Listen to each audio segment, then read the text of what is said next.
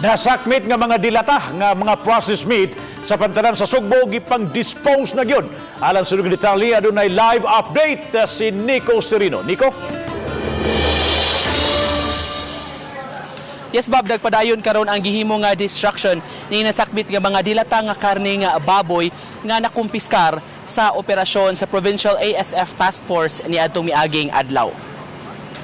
Dinhi sa usa ka kumpanya sa ilang pasilidad sa barangay Umapad, Mandaue City, gihimo ang destruction gamit ang ilang thermal destruction machine. Gipangunayan sa mga kadagkuan sa Provincial African Swine Fever kon ASF Task Force ang destruction ini mga orasa sa dilata sa mga karning baboy kini mga pork products nga manufactured sa usa sa mga nasod nga ilado nga natakbuyan gyud sa ASF virus.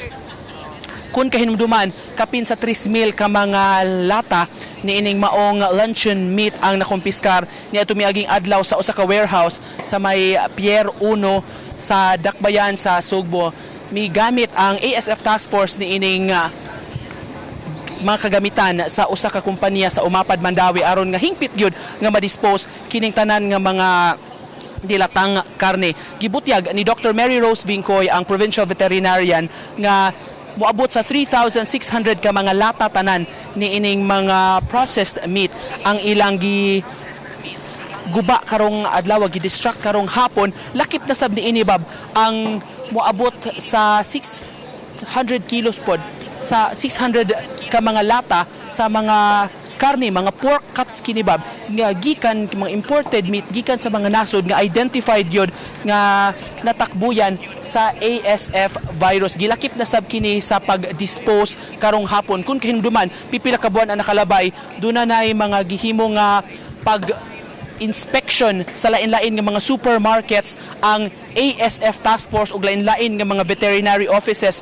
sa mga LGUs aron kumpiskaron kining mga imported meat gikan sa mga nasod nga natakbuyan ni ining African swine flu.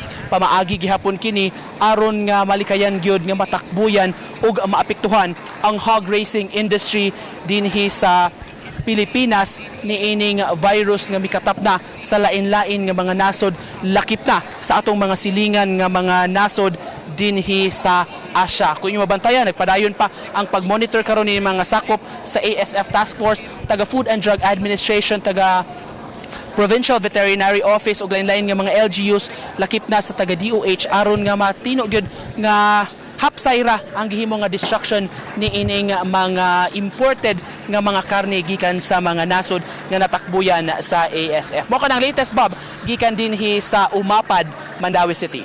Thank you so much, Nico Serino, sa imong live report.